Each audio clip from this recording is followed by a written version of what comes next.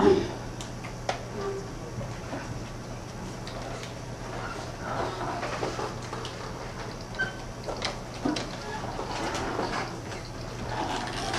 when you come into class, and if the computer is shut down, you're going to have to boot it up yourself, and everybody knows that there's a button on the monitor that you have to push, and that there's a button on the CPU in front that you have to push to get it going. This is what you should see. Now, you said you didn't see it, but that just means you're already logged in. But if you see this, the username for you will be student, and the password will be media, M-E-D-I-A. And if you're using any of the computers next door, the same applies. That gets you in and gives you access to all of the software that we make available to you. So I'm going to log in as me.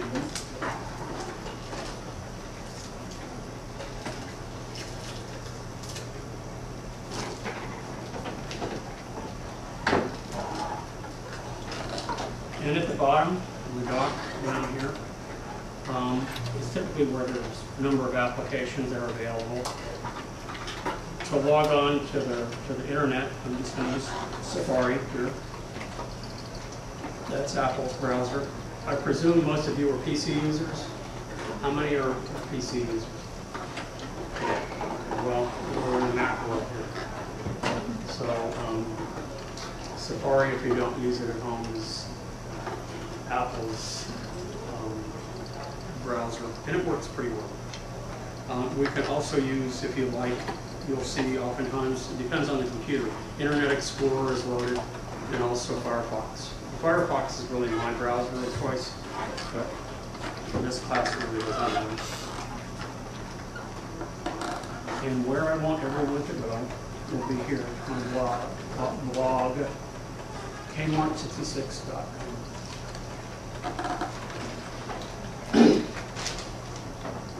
And if you're interested in knowing why I chose Kmart, you can read here and go to my blog and read how that came to be a long time ago, or rather my website.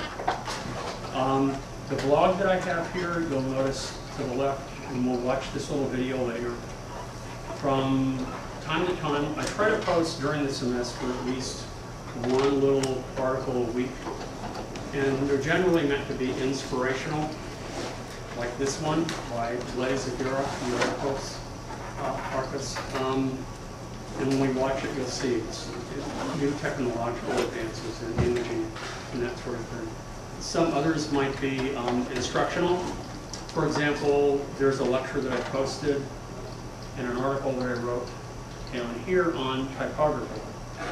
Now, Illustrator, and I'm kind of getting ahead a little bit because that's what we're doing in here in Adobe Illustrator, CS3, has probably some of the most robust type tools available. And if you've never had a class in typography, it can be overwhelming. You don't know what typeface to choose, you don't know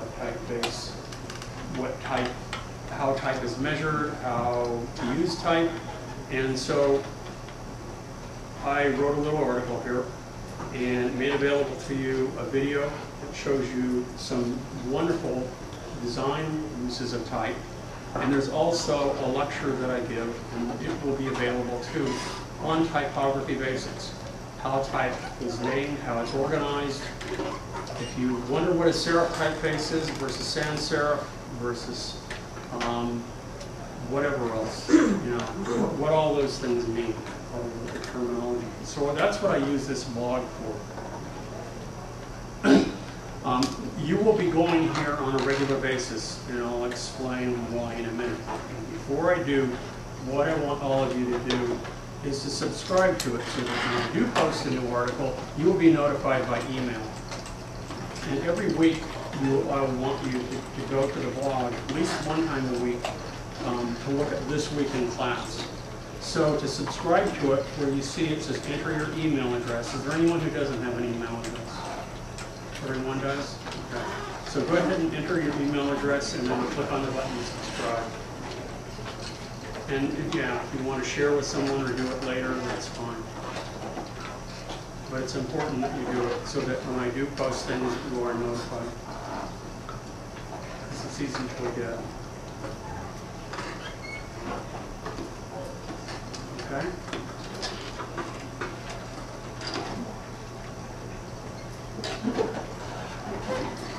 Okey-doke. So the articles that I post, or the things that I find of interest, or the little videos or images that I find inspirational will be to the left. All of the links are in the center here. If you're interested in knowing about my educational background, my work experience, and things like that, like I said, why I chose Kmart. If you click on any of these first 5 links, they will send you to another website that is my personal website. The one that you need to pay attention to, or actually there are 2 of them, 3 of them, are Kirk's classes down at the bottom, and then the bulletin board, This Week in Class, and video lectures. I want to start with This Week in Class. Okay. When you click here, it jumps to another page. And this is really a snippet of the syllabus. Each of the syllabuses or syllabi, how do you phrase that? Syllabi is plural, syllabus, singular. But for each of my classes, I have a syllabus. And every week, usually Sunday night, I will post on here, and I teach 4 classes, what we're going to be doing the next week. So you'll see the first one up, they're in numerical order of classes there. Chart 186 is the lowest number. So it's listed first, Illustrator / computer graphics and art and design. I think that's what it's titled now. It changes from time to time, but you get it, Art 186, that's all of you, it's the first one. And you'll see on Tuesday we're going to have an overview of the class. There's no classwork involved today. Assignment will be to purchase the textbook and materials. That's it. Yeah. How much is the textbook? Well, I'll get to that in a minute. In the middle where it says This Week in Class, just click, not Kirk's classes, go backwards. Click This Week in Class. You see it? Okay. That's what sends you to another page. And every Sunday night, I'll post and I'll make changes to this. But as you can see, and I've also listed, okay, one of the things that we're going to do today is we're going to talk about textbook and materials. And I have listed for you the name of the textbook, and there's a link to Amazon.com. So if you want to know specifically what it is, you'll see it's by Adobe Creative Team. Adobe, its publisher is Adobe Press, and I've given you the ISBN numbers. Now if you click here, it jumps sort of to Amazon.com, and it can be sold brand new for $32. And they also have used ones available as well.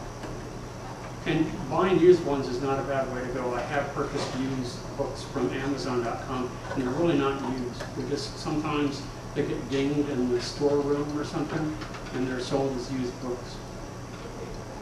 I think the last one I purchased, it was a big, thick book on pool for jacuzzi that I have. You know, it's jacuzzi maintenance and repair, you know, the pool and stuff. I didn't want to spend $60 on a brand new one, and this one was $25 or something for a used one, and it was actually brand new. It just kind of edges were dinged over, so maybe it got cut or got bent when they were pulling it out of the box. Did it come with a CD? It does. Yeah, that's the important thing. If you do buy a used one, make sure that it comes with a CD, because I'll get to that in a moment. We do the exercises probably. So what that book looks like is this.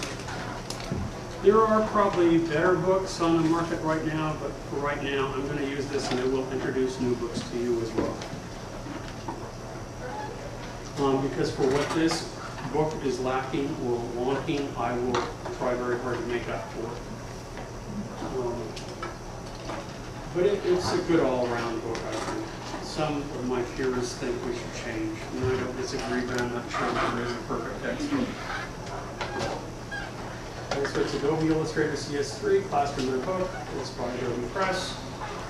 It's written by the people at Adobe, and it lists for $55.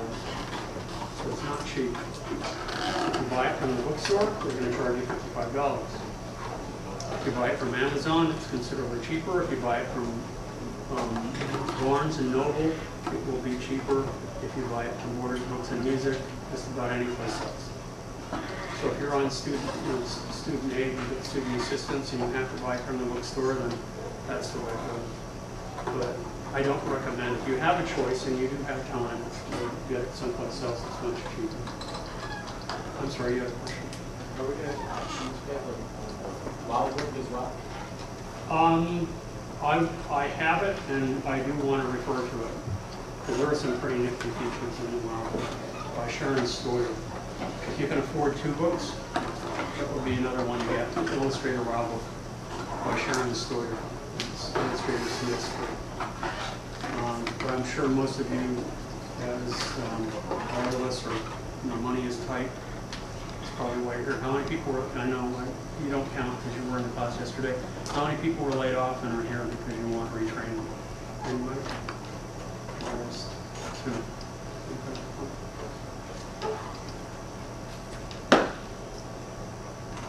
So that's the book that we need.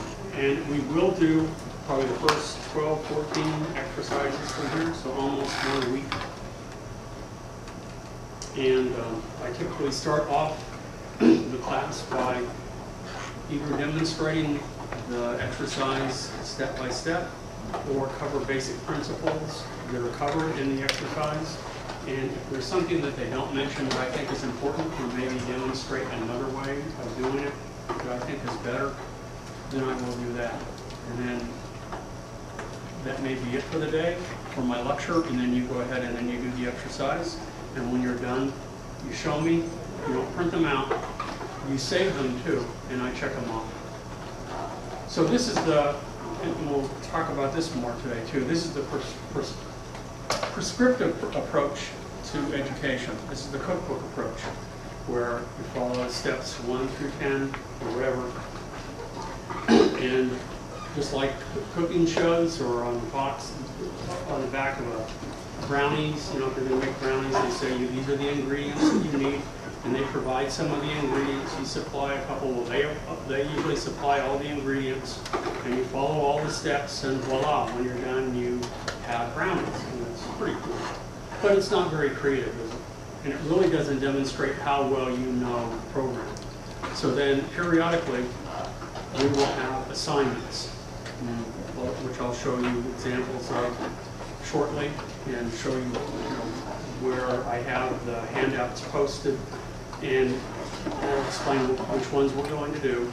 And they're kind of like the tests for the class. So instead of written exams, we don't have written exams in any of my classes because this is, quote, an art class. What you'll do is, after we do the exercises, you will have supposedly attained a certain level of knowledge about Illustrator, and you should be able to do certain things with it. And so the exercises that or the assignments that I give you will kind of test your ability, the abilities of what you've learned so far and what you can do with the program. And there should be enough flexibility in them, so you can pick something that's of interest to you. And if it really seems kind of boring to you, and there's something a little bit related that you want to do that's not quite what we're doing, that's okay by me, if I think it covers all of the principles that we've covered so far. Okay? So I'm flexible on that. So that's pretty much, we have the book, and it's important that you have the book sooner rather than later, because we are going to do exercises. The other thing that you'll need to buy is a flash drive. Anybody not know what these are? Everybody knows. Well, not too long ago, people didn't. So this can be plugged into any USB port. Mac or PC, they're not formatted for either platform. It can be on the Mac here, it can be plugged into your keyboard, or it can be plugged into the front of the computer. And this is where you will store all of your files. You'll store your exercises that you have completed. You will store all of your assignments that you have completed. Okay?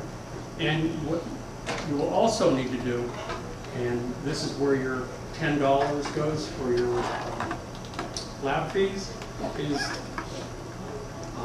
we supply blank CDs so that weekly you can back up all of your data, and we'll use those CDs to do that. And also when you turn in final projects, I'll have you burn that project on a disk and turn it in as well as a printed piece.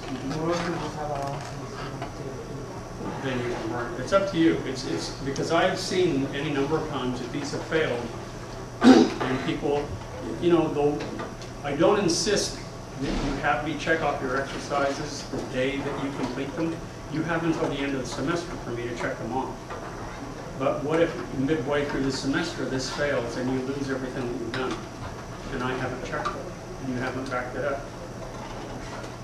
If I haven't seen you work on it, then you didn't do it.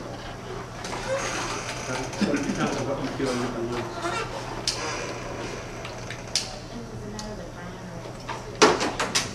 What's that? Does it matter the type of brand?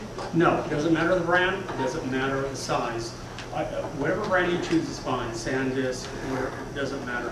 Sony, I would get the largest capacity that you can afford.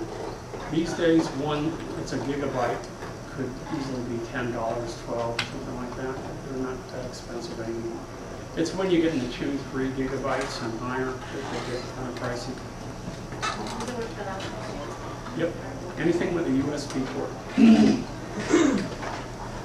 Something I forgot, this is the last class of the 4 that I'm teaching, and I forgot to mention to all of the other classes, but how many people own iPhones? They can be used as hard drives too. You just plug it in and save all your data in a folder there. That's pretty cool. So there's any number of MP3 players and devices that you can use, and they can be external storage devices. So if you have external hard drives that you want to use instead of this, it's fine. This is just the cheapest way to go. But if you already have an iPod and you have sufficient space left on it, that works really nicely. Does it matter if the iPod's formatted for PC or Mac for the flash drive? Good question. I don't know. I don't know that. What kind of? It depends. What kind of iPod do you have? Video. But is it one of the the big 30, 60, yeah, 100? One of the big. That may be a problem. I don't know, because that has an actual hard disk in it, and the hard disk itself may be formatted for the PC. Good question. We can plug it in and find out. If it doesn't recognize it, it doesn't. Typically, the Macs recognize them all. It's when you go back to the PC that you have a problem. Okay. But that works really well. If you have extra space, and when you're done, you just delete them, or just use it as it's a storage device. Even the little ones use these storage devices. And I don't know, anybody own a Zoom? Oh, you're willing to admit you own a Zoom? She owns a Zoom. I like to bash Microsoft, although Apple's getting kind of uppity themselves. But that could be used as well.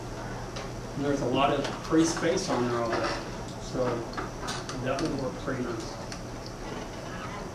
Okay, that's the second thing you need, and the third is just a little notebook, a little spiral bound to take notes. That's all you need in terms of supplies for the class. Paper and ink, that's the other thing that your $10 goes towards, and that's true in my Photoshop class, which I probably failed to talk about in the 3D modeling class, that when you print pieces that you do, the printers, your $10 goes towards paying for ink and paper. So you can print your heart's content. Now, I don't want you, if you're having, getting married, and you want to print your invitations, and you're asking 500 people, and you come in here and you want to print all those. No. So if you want to print, 2, 3, 4 of these things, if you want copies of them, that's fine. And I also encourage everybody, which you don't do enough of, is to, and I have to remind myself to tell my other classes this, is that periodically, when you think you're getting close to finishing your project, print it out, because oftentimes it looks different on the screen than it does when you print it. Sometimes it will look much cleaner and it'll look better on the screen than when you actually print it. You'll see more defects, more little problems that arise. So, you can periodically print. That looks pretty good, and then circle the areas you want to change, and then go back and make the changes and print it out again. That's a good habit. Okay? Anybody interested in buying the software? Okay, so this is where you go for that. So we're going to jump from this week in class, so everybody knows that you're going to, make sure that you subscribe to my blog, so you get emails at least weekly. Try to do that so that it reminds you to go and check to see what you're supposed to do, because it'll let you know what exercises we're going to be working on that week. It'll let you know what assignments we're working on and when the assignments are due. But sometimes it'll say, when's the assignment due? I'm not sure. It depends on the dynamic of the class. I generally give maybe 4 or 5 assignments for the semester. Let's say 4. That's one every 4 weeks plus a little bit, every 4 weeks. So you'll be working on the exercises while you're working on the assignments. And if you need a little bit more time, that's okay. If you can get it done quicker, that's good too. But as we're working on it, and I'm watching everybody and seeing everyone's progress, then probably that weekend I'll post and I'll say, I see everybody is moving ahead quicker than I thought they would. So you know what, I'm going to make it due a week from today. Or I see that everybody's struggling with this, they need a little bit more time, so I'll push it back and maybe I'll say, you need another couple of weeks for it. Okay? There's nothing really chiseled in the stone regarding this. So, if you're interested in buying the software, and this is where you're going to go for lots of things. It's where it says Kirk's Classes, just click right there, and that jumps to a separate website. Here's the welcome page that tells you who I am and where I'm located. My office is right back over there, and my office hours are in the morning. I'm usually here Monday, Wednesdays from 8 to 9, and Tuesday, Thursdays from 7:30 to 8 before my classes. If you catch me between classes or you want to talk to me after class, that's fine too. The best way to get in touch with me is by email. If you try to call and leave a message on my extension, I probably will not return your call. I have forgotten the password. It's rarely that I use the phone in there, so just forget calling. I'm at a computer all the time, and I check email regularly, so I will get back to you pretty quickly. Okay, that's the best way to get in touch with me. Let's go to handouts now, the next one. And you'll notice to the left, I have lots of links here. Most of these links do not pertain to us. The Adobe one does under helpful links. Lynda.com does if you're interested. But at the moment, what I'm interested in is, I think you are, is if you want to buy the software. For any of the Adobe, how did I get here? Where did you get, were you at the welcome page yet? Yeah. Okay, go to welcome and just click on handouts at the top. Top left. What says handouts? See it? No. Okay, I'm on that page. So, the Kirk's Classes. Right there. There you go.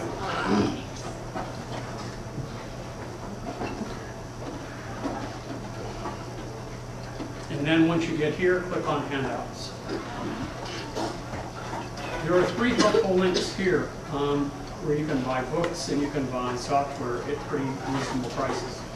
For Adobe software, the best deal you will get is uscollegebuy.com. So if you click on that link,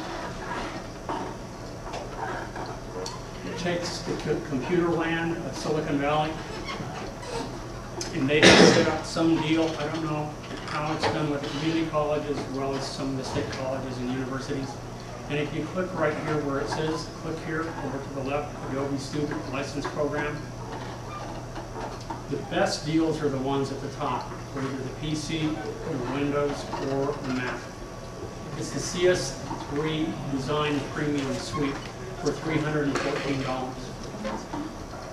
Now, I wish I got a nickel for every one of these things that I sold, but I get nothing for it. This is such a sweet deal.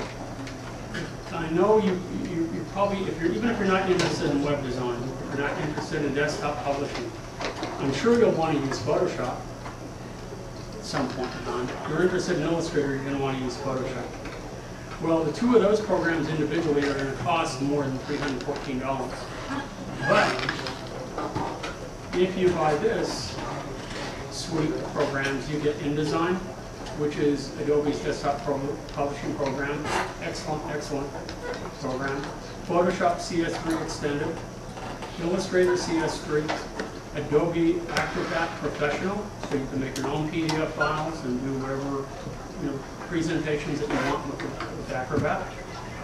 Flash CS3, Dreamweaver CS3, and there may be a few more thrown in there somewhere. They may even include Fireworks, so that might be part of your other suite there. So that's a lot. That's over 6 applications for $314. Yeah. Is that only a student license then? I mean, you can't. Well, you know, they're full versions. Everything that you're using here. But a lot of times with student license, you can't produce professional work. That's what they tell you. But when you hand someone a printed piece, I mean, they can't tell between you and me, and even though I'm video recording this, I'm not getting myself in trouble. They're not going to know it. But you're correct. You are not supposed. You're only supposed to use it for student purposes. I had a buddy that started a small business, a little design studio, and they got audited, and they had that issue come up. They really did. Yeah, they got fined like $20,000. How did they get audited? You mean with the IRS or? Yeah.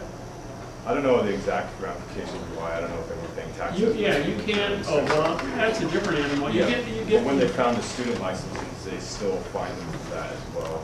Really? Because they were selling the artwork, the license didn't allow for them to sell work through that. So I don't know. I don't know if You're this not was supposed to. You're not supposed to. But you know, when you have a business like that, and you have a business license, and you're dealing with the IRS and stuff, you don't want to mess with the IRS. Yeah. And I'm surprised that they looked into that. It's usually the Adobe people that find that out. You know, you have your business now, and you want technical support. Yeah, then And you check do that, and they go, okay, who are you, and what business are you with? Oh, wait a minute, this is a student license. What are They'll you just doing? instantly switch you over to a business license. Yeah. They'll just find you at that moment. and Right. charge you. So that one. So yeah, you can get in trouble. But for many people, when you're just starting out, you know, it's the only way to go. And then as you build clients and you earn more money, then you can switch over. Because you're going to have to anyway, because every 6 months, a year, they're going to come out with a new version, and you're not going to be a student any longer. And how are you going to get the upgrade? Because you don't have a student ID. That's one of the things that you have to do when you submit the purchase of these, is that you're going to have to give proof to them that you are a current student. So not anybody off the street can just dial up or go online and fill out the paperwork. You can say, no, I'm a student. No, I want to buy the software. It won't work. Oftentimes they need a picture ID, or they need a list of your classes with a student number, things like that. So, okay. So that's where I would purchase it. You can try Creation Engine, or you can try Journey Ed. They're also very good, but I don't think you'll get the same kind of deal that you get with especially Adobe software. Now, when we were doing the 3D modeling, I'm not sure that USCollegeBuy.com sells lightweight. So you have to go. I've had really good luck with Creation Engine. Journey Ed, they're good too, but Creation Engine, they've been very nice. So I, for whatever reason, gravitate towards them. You know, when you have a good experience with a company, you kind of go, and when you don't, you never want to see them again.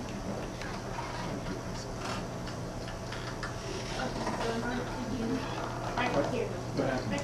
So in order to use our laptop, we'd actually have to buy this program for us. And put it on your laptop. Right. You don't have to, you're enrolled in the class, you're entitled to a computer. I know, but what if I want to do some work at home? Yeah, then you would need to do that. And my guess is that most of you are going to want to use this program or Photoshop or something like that after the class is over. You know, you're going to want to continue with it in some way. Even if you're going to, you know, for your English class, you want to make sure that the title page looks really cool. You know, you're going to do it in Illustrator, you're going to do it in Photoshop. You know, blow all the other students away. So, your writing may be horrible, but you're going to have a cool looking title page. So, so that's where you go to buy. The other place that you're going to go pretty regularly too is that if you want to download the syllabi or the syllabus for this class, or you want to download classroom procedures, you'll go here. And these are PDF files that I've had up here for quite some time. The classroom procedures, which we'll go over in a minute, are the same for all of my classes. And you'll see Art 186 syllabus. And it's really just an expanded view of this week in class. So when you look on there, it'll say, okay, week 4, this is the project we're working on, this is the exercise we'll be doing, and it really is pretty much so. Classroom procedures, let's go ahead and download that. And if you're using Yahoo, it should open up an Acrobat Reader pretty quickly. What's happening here? Whatever you try to do.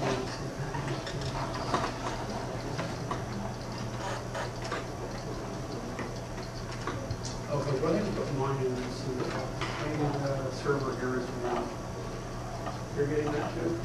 Or you're getting add website. Okay, let's add the website. Sometimes the website will be blocked, and so I need to put in an admin password. I don't know why they do that. There's nothing pornographic on my website. Maybe there's confirming that there is.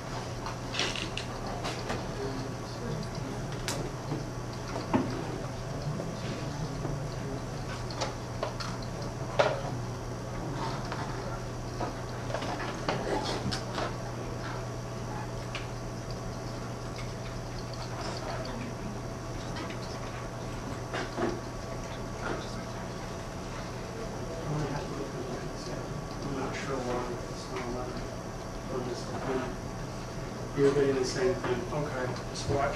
If you would tear off a little sheet of paper and write on you that you can't get into my website, and I'll have to talk to the computer first.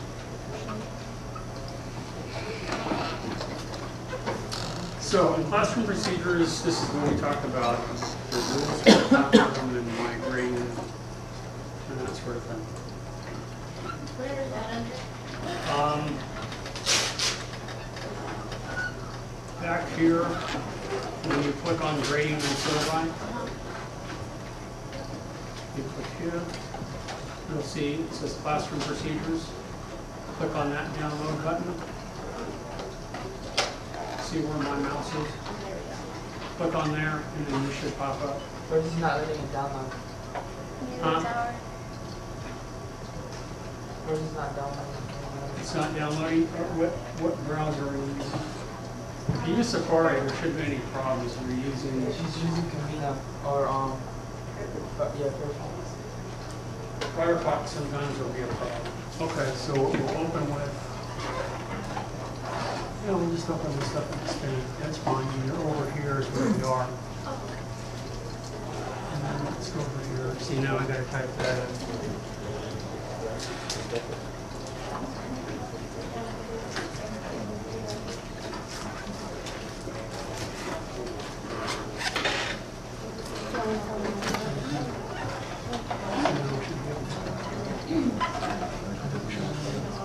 Zip it, see more steps.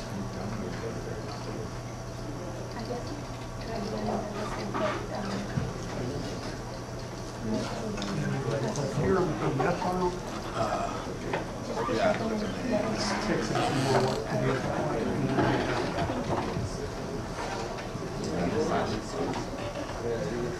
Try this at home too. Not sure. Print it again.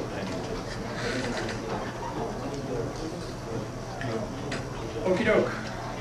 Some very basic rules. No smoking, eating, or drinking in the classroom. And as I tell all my classes, I let you break 2 out of the 3 rules. Again, I'm not supposed to tell you. No smoking in the class. But I do allow you to bring drinks in here as long as they have a lid. So I bring my tea in here, and it has a lid. And when I set it down, I try not to set it on the desktop. I either put it on the floor or I put it away. So if it tips over, it doesn't ruin the computer. It maybe will stain the carpet, but it won't ruin the computer. So it has to have a lid, and then we put it on the floor. Food, just try to use common sense. I had a student that liked to eat potato chips in the morning, and she would lean over the keyboard and get all kinds of crud in the keyboard, and that didn't work. So we had to use the wipes, to clean it up because it got kind of greasy. But if you didn't have time to eat lunch, or you just came from work, or you want to eat, it's okay by me. You can sit here, because in the morning we have, especially on Tuesdays and Thursdays when we get here at 8 o'clock, everybody has their coffee or something. It's hard to tell people not to. I drink my coffee or tea, and eat my breakfast and lunch, so why can't you? And I think if we use good habits, then we haven't had any problems in my classes. No one has made any mistakes or spilled anything. It usually works out pretty well. I'm not going to go into all of these rules in detail. In the class with rules and stuff, that's pretty obvious. I will speak to point number 3, pace your work, and pace yourself. Remember I said that, as you'll see later on in my rules here, that it states that I deduct points for absences and tardies and things like that, and late work, I don't do that anymore. I just don't. I still have it in there as a safeguard if things get out of hand, but I haven't had to do that. So what I do is on this week class, I tell you when the projects are due. And if you need more time, take more time. I would rather you take the time to do a good project than just throw something together. Okay? To turn it into turning it in. Don't take the extra time just because you want to take the extra time. And we set these deadlines, and they are good ones. Like we're checking off the exercises in the book. You have until the last week for me to check them all off. I would recommend as I do them, you do them, and then within that week or within a week or so, I check it off. You save it, I look at it, you check it off, and then you're done. You can move on. That works out really well. But if you would rather gang them up and have me do a half of them at one time, midterm or something, that's up to you. The point that I want to make, though, is that you need to pace yourself, because I've set there's a certain number of exercises I need to complete. There are a certain number of assignments we need to complete throughout the semester to accomplish what we need to for this class. And that means if you take more time than what is really needed or expected of you for the assignment, that's okay. But realize if you take an extra week for that assignment, it takes away from the next assignment. And if you do that too much, then you're going to get really far behind. And I have seen a number of students, especially with the exercises, they get really, really behind. And when we talk about grading in a moment, you'll see that that's an easy egg just to get those checked off. Okay. Also, number 5, repeated tardies and absences. It's the absences that I'm concerned about. I mean, I want everybody to be here on time, and usually this class, right after class, most everyone is here on time. Or right after lunch, everybody is here on time. But it is my responsibility to drop you after 6 consecutive absences. If for some reason you've been sick or you don't want to be dropped, you need to stay in touch with me by way of email, some way, so that I won't drop you.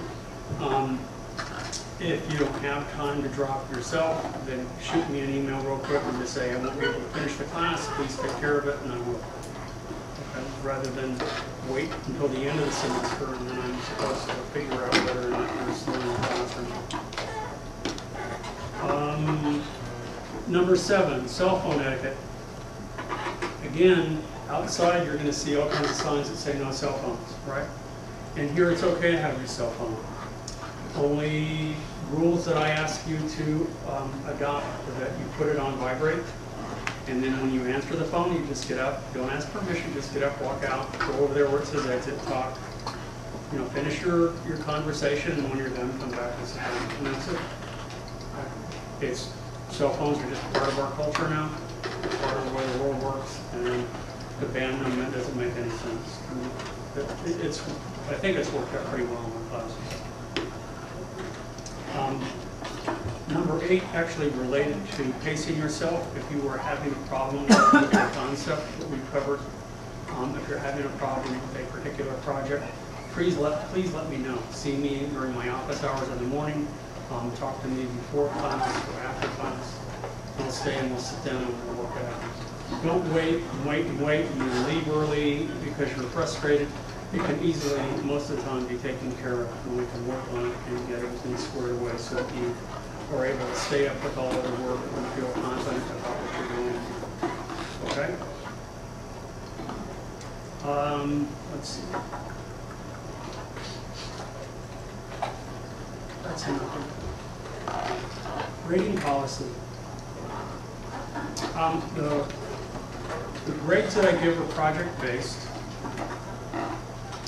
Classroom participation is important because this is an introductory class.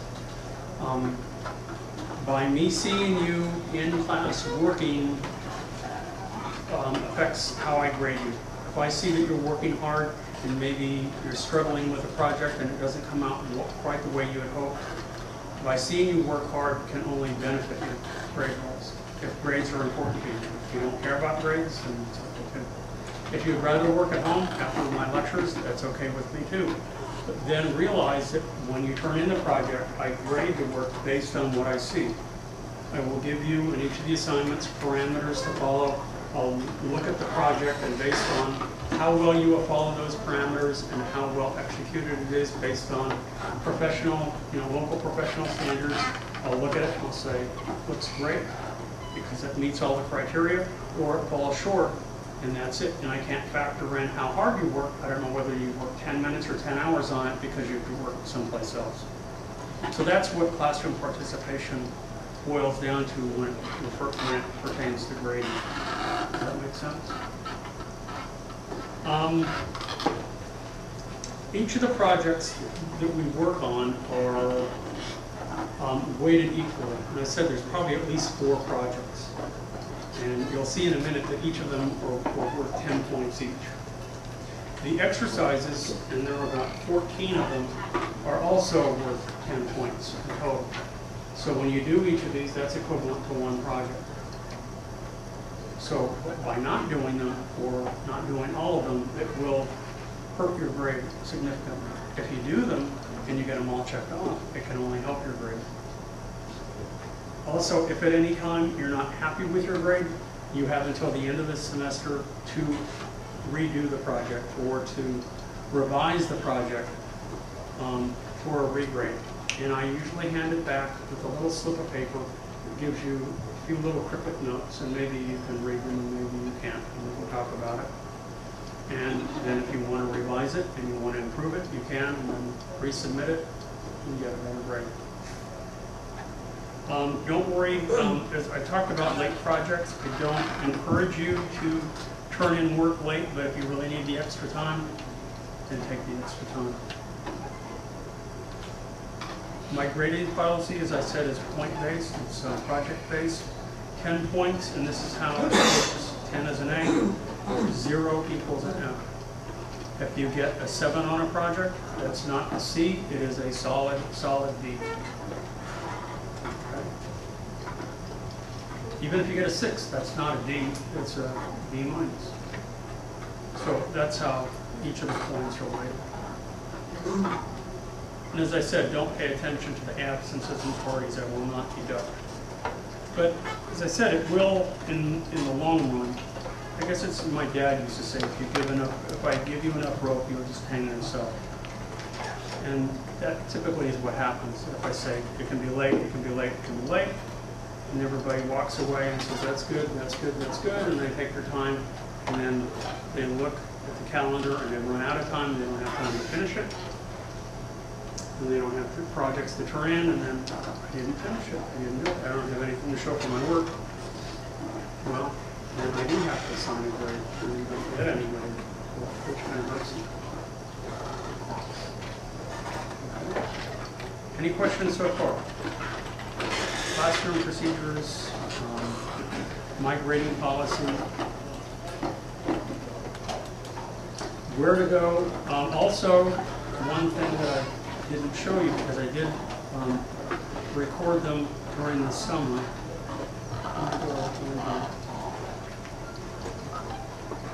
Is that if we look here at video lectures, you'll see that these are all the lectures that I recorded during the summer. So if you want to see my lecture on Tokidoki or on layers or working with height or anything, again, all in this unedited form, they are on Google videos. So I will redo them and hopefully they get better. Sometimes they do, sometimes they don't. Okay. As for the work that we're going to do in the class, anybody curious about the kinds of projects we're going to do? If we click on artwork, this is not my artwork, this is the artwork of my students. And there are many projects in here that I have that were done in Illustrator. Some are done entirely in Illustrator, some use photography and combine it with their 2D illustrations. These have been acquired over many, many years, and I put them up here because they're either extraordinary or they're unique, and I swap them out from time to time when I see other projects. Here's one that was done last semester by Ms. Arakaki. Really beautiful mask. It's sort of a quasi-self-portrait mask piece. Really beautiful, intricate designs, patterns that she did in Illustrator. This one was done by Lisette Rodriguez. This is not a photograph. This is done entirely in Illustrator of a product. Here's another product piece. It's good. It's very good, but perspective is a little bit off, but it's a great piece. The mask assignment. Some masks are, this is mask assignment combines more of a domino mask with photography. This one is more of an ethnic mask that was taken from a photograph and interpreted. Lots of possibilities. Another product piece. Now that there are some new features in Illustrator, I have people, if they like, do self-portraits instead of product or a portrait. It doesn't have to be a self-portrait.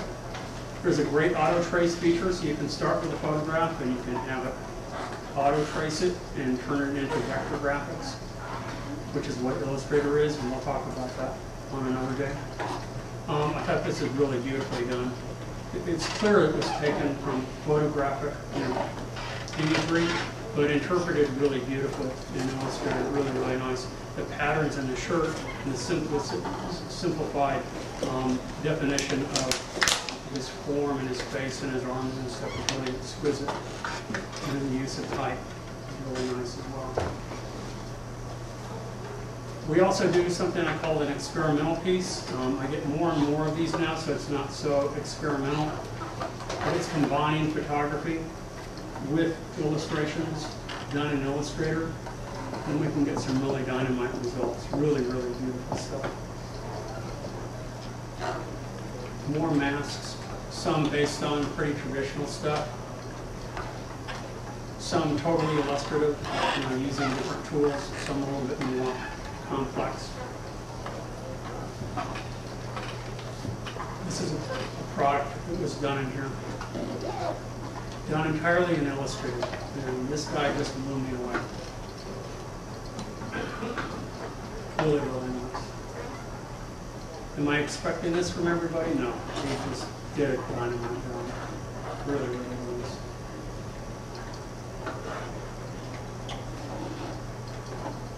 I think that's it for this class, those pieces.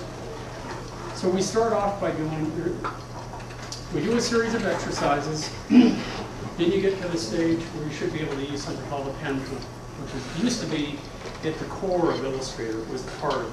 Things have changed a little bit. Still an important tool. And I have everybody do the same assignment, which is called beach scene. And there are a series of images that you are required to trace using the pen tool. And they're like children's book illustrations of an umbrella, of an ice cream truck, some clouds, of a palm tree. And then you can color them in any way you want, and you can put them together into a beach scene. Vertical, horizontal, you can be as creative as you want with it, as literal as you want with it. But it gives me some idea of how well you're able to use the pen tool and how creative you can be. Then we learn a few more tools, and that's when we do the mask assignment. It can be almost self-portrait. It can be something that you have copied from a book. It can be an image that you get from the internet. It doesn't really make any difference to me. It can be a tribal mask. It can be a domino mask. It can be any kind of interpretation of mask that you see fit. I had someone do a catcher's mask, so there you go. That was this last summer. It actually came out pretty cool. So, open-ended. Then, in past semesters, I've had everybody do the product piece, but not everybody's interested in products. So, that's where I give you the option. You want to do something maybe like a portrait, and if you don't have much background drawing, then we can work from a photograph and use some of the auto trace features and convert a bitmap to a vector graphic, and then you can tinker with it and you can see some of the pieces that you see here. So you still have that choice back and forth. And then the last assignment typically is, if we can squeeze another one in, that would be great, but if not, then the last assignment is the experimental piece. And that's to use tools, techniques, explore ideas that you think are pretty cool, but you just haven't had the time to do because we've been doing other things in the class. And, oh, no, I remember. There's one that I did insert during the summer. There was a Tokidoki assignment. And I'll talk about that another time. Anybody familiar with Simone Ligno? Simone? I don't know how to pronounce his name. He's Italian. His work looks like he's Japanese. Very popular. His work is on lots of things, from purses to T-shirts, all sorts of stuff. Anybody familiar with Murakami? It looks like Murakami, but not as good, at least not from my point of view. Not as deep as Murakami. But it's like that, so we can watch some videos on him, and I've had some students do work that was inspired by him, and I thought their work looked better than his. Some really neat pieces. So that's something else you can do. And you might go to my blog and look at some of the past months, and there was a piece on Tokidoki by Simone Ligno. So was, again, that was for inspiration, to see what other people are doing with Illustrator. Okay? So those are the kinds of projects that we're going to do, not kinds that we are going to do these projects. And you can see there's a pretty wide range. And everybody who comes in here has different, level of ability. Some people just out of the starting blocks do great work. Other people, it takes time, and they get acclimated to the program. Before you know it, they're doing some really neat stuff.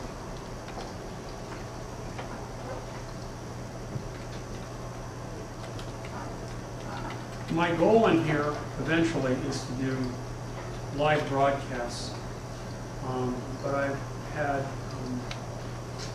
the school has been reluctant. They thought it was a neat idea, but they don't want help. So that every time I lecture, it would be broadcast live at noon. And as soon as it's done, it would be recorded. And just as I'm recording these, but it was more automated, you would have access to them. It's done elsewhere, but it's not done at Cerritos.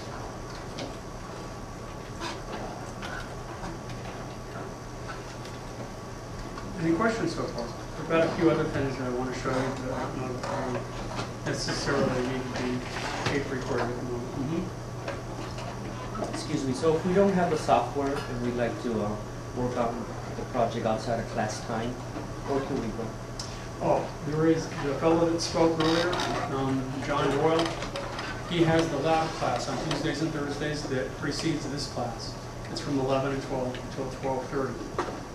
And if you sign up for his 1-unit class, that gives you 3 more hours per week.